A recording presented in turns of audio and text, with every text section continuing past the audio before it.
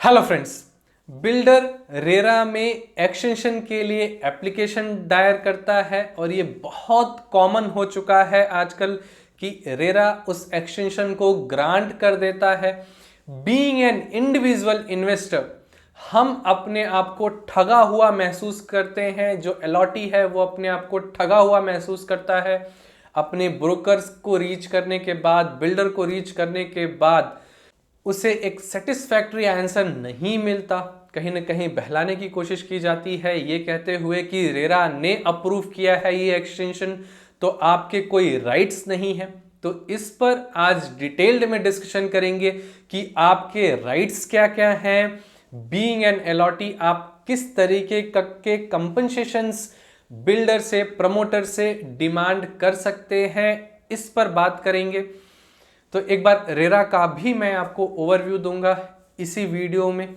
मैं real estate के ऐसे ही एजुकेटिव वीडियोस और प्रोजेक्ट्स के अनबायस्ड रिव्यूज लाता रहता हूं, तो ऐसे वीडियोस को मिस ना करने के लिए अगर अभी तक आपने मेरा चैनल सब्सक्राइब नहीं किया है तो प्लीज़ इसे सब्सक्राइब कीजिए। और अगर आपकी कोई जेनरिक क्वेरी है तो please let me know in the comment box below. मैं अपने Q&A सेशन के माध्यम से इन क्वेरीज को रिजॉल्व करने की कोशिश करूंगा। तो वीडियो शुरू करते हैं। रेरा को समझते हैं कि रेरा एक्सटेंशन ग्रांट क्यों करता है।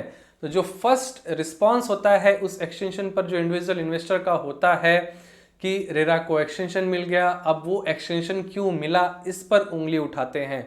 तो फर्स्ट ऑफ ऑल जो रेरा की रेगुलेशन अथॉरिटी है वो ये नहीं चाहती कि कोई प्रोजेक्ट लैब्स हो या उसे कैंसिल करना पड़े, क्योंकि रेरा में 3 इंपॉर्टेंट क्लाइंट्स हैं उनके। अगर देखें तो एक प्रमोटर हो गया, एक हमारा इंडिविजुअल इन्वेस्टर हम और आप हो गए, तीसरा जो एजेंट हो गया। रेरा नहीं चाहती इनमें से किसी को भी किसी तरीके की परेशानी हो। तो अगर वो चीज़ 5 साल में पूरी होनी थी, अगर 7 साल में प्रमोटर कमिट कर रहा है पूरी करने के लिए, तो यस कहीं ना कहीं एक स्ट्रॉन्ग एक्शन लेने के अलावा एक ऑप्शन चूज करता है कि yes let's give the builder time that they are demanding. तो हो सकता है कि वो प्रोजेक्ट कंप्लीट हो जाए। किन्हीं किन्हीं रेरा अथॉरिटीज़ ने, जैसे यूपी का एग्जाम्पल है, महाराष्ट्र का एग्जाम्पल है, उन्होंने काफ़ी स्ट्रॉन्ग एक्शंस लिए और मैं कहूँगा कि यस वो सही एक्शंस थे और काफ़ी स्टॉल्ड प्रोजेक्ट्स मिले। बट हरियाणा रेरा में ऐसा नहीं होता। ऑन पेपर स्टॉल्ड प्रोजेक्ट्स बहुत कम है और अगर आप रियलिटी में जाएंगे तो आपको ज़्यादा दिखेंगे।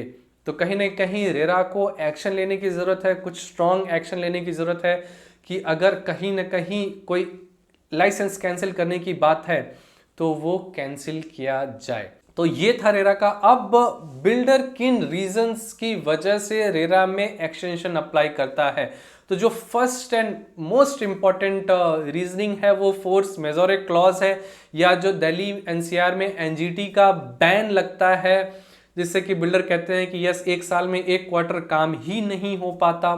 फोर्स मेजोरे वाला एग्जाम्पल कोविड में आया जहां पर 6 महीने और 1 साल का एक्सटेंशन मिलता है, और जो भी रेरा में डेट बिल्डर ने कमिट की है 6 महीने का ग्रेस पीरियड उसे वैसे ही मिल जाता है। जो कोविड के पहले के जो प्रोजेक्ट्स हैं तो उनमें आप ये देख सकते हैं कि 1 साल एडिशनल फॉर एनजीटी बैन और 1 साल आप कोविड का लगा लीजिए और 6 महीने आप इनका ग्रेस पीरियड लगा दीजिए जो उन्हें एक एडिशनल टाइम मिलता है। तो तकरीबन 2.5 साल के अंदर अंदर आपका अगर प्रोजेक्ट डिले हो रहा है तो एक्शन लेने की ज़रूरत नहीं है।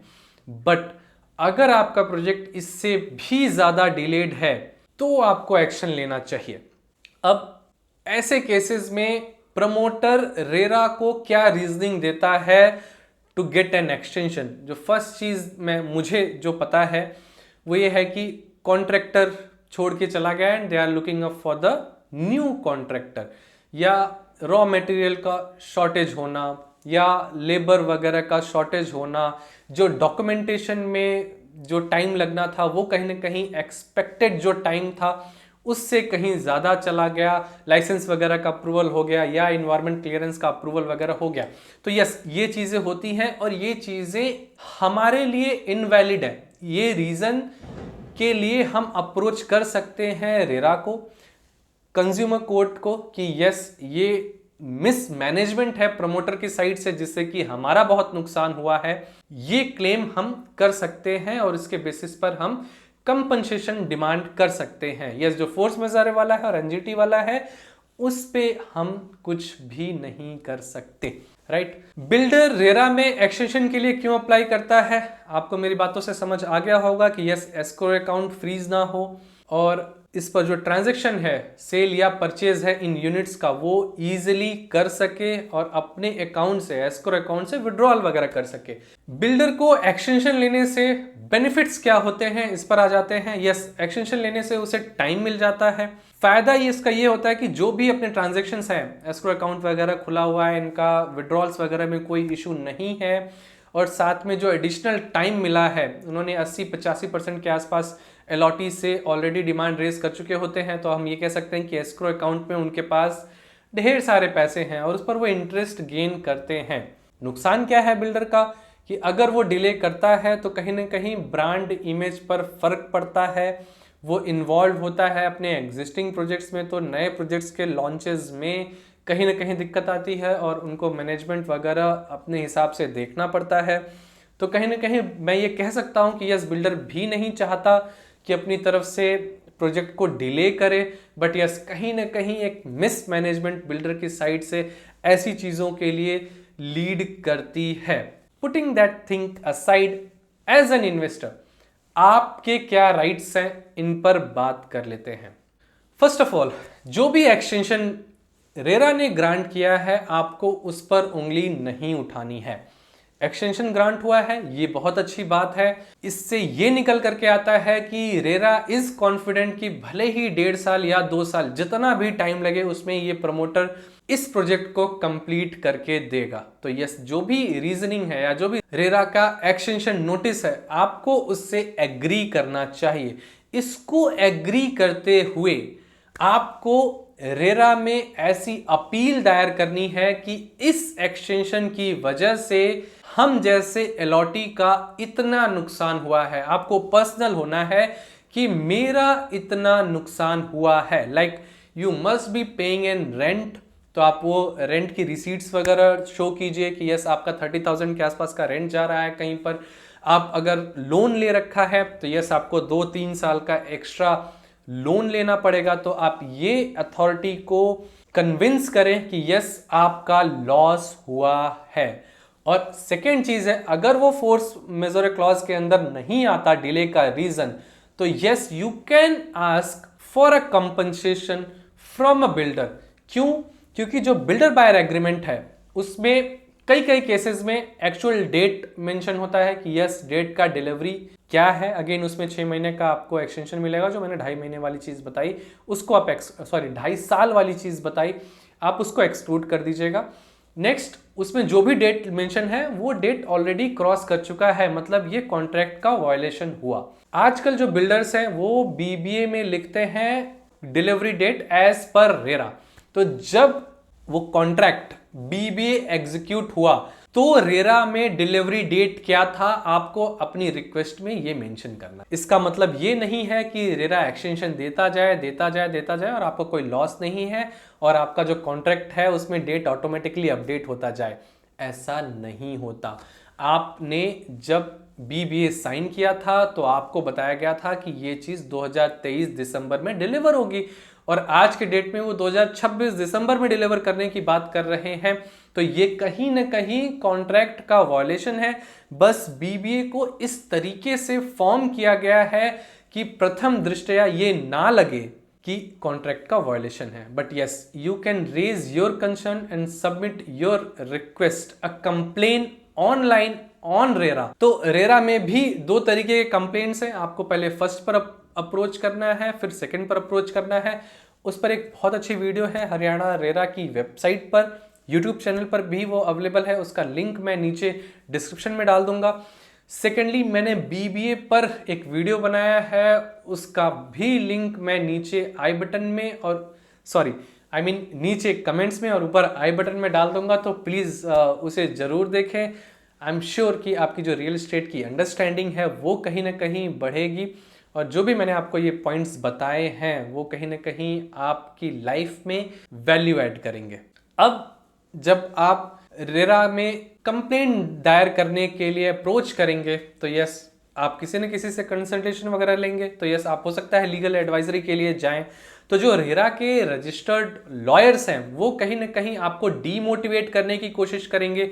अगेन, जैसे इनिशियली बिल्डर ने डिमोटिवेट करने की कोशिश की, फॉल्स इंफॉर्मेशन फैलाई, आपके ब्रोकर ने की या रियल एस्टेट इन्फ्लुएंसर्स ने की, आपके जो राइट्स हैं वो सही से नहीं बताते, सेम यहाँ पर भी ये लॉयर्स करेंगे। लॉयर्स ऐसा क्यों करेंगे? क्योंकि वो भी कहीं ना कहीं इन्हीं बिल्डर्स के लिए काम करना चाहते हैं, क्योंकि जो मोस्ट पावरफुल साइड है इस ट्रांजेक्शन में वो बिल्डर का है। वो कहीं ना कहीं खुश होते हैं कि लीगल एडवाइजरी उनको किसी एक बिल्डर ने ऑफर की है और अच्छा खासा मोटा पैसा मिलता है।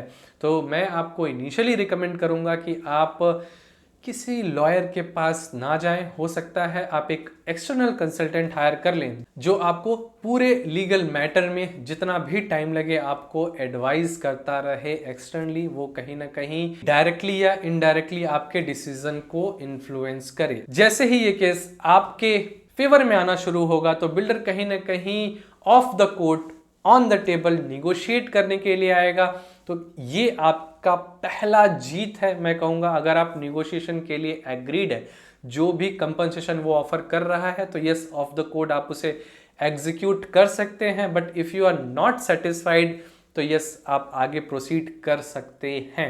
एग्जीक्यूशन वाली चीज आ जाती है कि यस, कई बार ऐसा होता है कि आपने रेरा में केस तो जीत लिया बट एग्जीक्यूशन नहीं करता प्रमोटर अपनी साइड से, तो ऐसे केस में भी हमारे पास ऑप्शंस हैं। आप कंटेम्प्ट ऑफ कोर्ट के लिए जा सकते हैं, आप एग्जीक्यूशन के लिए एक लीगल कंप्लेन दायर कर सकते हैं। आई अंडरस्टैंड कि ये बहुत लॉन्ग बैटल है, इसमें 3-4 साल लग सकते हैं इजिली और आपको रेरा के और कंज्यूमर कोर्ट के चक्कर काटने पड़ सकते हैं। But yes, if it is required और आपको अच्छा खासा कंपनसेशन मिल जाएगा, एटलीस्ट जो भी SBI का रेट है प्लस 2%, समय अराउंड 10% अगर मैं कहूँ तो वो आपको मिलेगा। तो कहीं ना कहीं जो आपके लॉसेस हैं वो आप कवर कर पाएंगे। मैं आशा करता हूं कि इस वीडियो के माध्यम से जो अलॉटी हैं उनके राइट्स को मैं आपको बता पाया हूं। आई डोंट थिंक कि ऐसी कोई वीडियो किसी भी प्लेटफॉर्म पर अवेलेबल है जो ऐसे आपके राइट्स के बारे में बात करती है, स्पेशली हरियाणा वाले केस में जब आपके BBA में एज पर द रेरा लिखा हुआ है। तो यस, अगर आपको लगता है कि बिल्डर अनरीजनेबली एक्सटेंशन ले रहा है, इससे आपका जेन्युइन लॉस है, तो आज के डेट में बिना एक कम्युनिटी बनाए, बिना बाकी अलॉटीज को इकट्ठा किए आप एक कंप्लेंट दायर कर सकते हैं। हार्डली 1000 रुपये एज एन फीस लगता है और कुछ जो डॉक्यूमेंटेशन के प्रिपरेशन चार्जेस हैं, फोटोकॉपीज़ वगैरह और जो भी आपको डॉक्यूमेंट्स प्रिपेयर करने हैं उसके नॉमिनल से चार्जेस होंगे। तो यस, कोई बहुत बड़ा आपको फंड्स नहीं देना, बट यस, टाइम जरूर देना है। एक्सपेंसिव ये टाइम्स के टर्म्स में है, ना कि फाइनेंसेस के टर्म्स में है। तो आशा करता हूं कि इस वीडियो के माध्यम से आपको मैं क्लैरिफिकेशन दे पाया हूं, थोड़ा लाइट डाल पाया हूं कि यस, आपके राइट्स क्या हैं। अगर आपको ये वीडियो अच्छी लगी हो तो प्लीज़ जितने भी अंडर कंस्ट्रक्शन इन्वेस्टर्स हैं आपकी नॉलेज में, उन्हें जरूर शेयर करें। और अगर ये वीडियो आपको पसंद आई हो तो इसे लाइक शेयर करने के साथ साथ सब्सक्राइब करना ना भूलें इस चैनल को। मिलते हैं अगले वीडियो में, तब तक के लिए अपना ख्याल रखें। Thank you.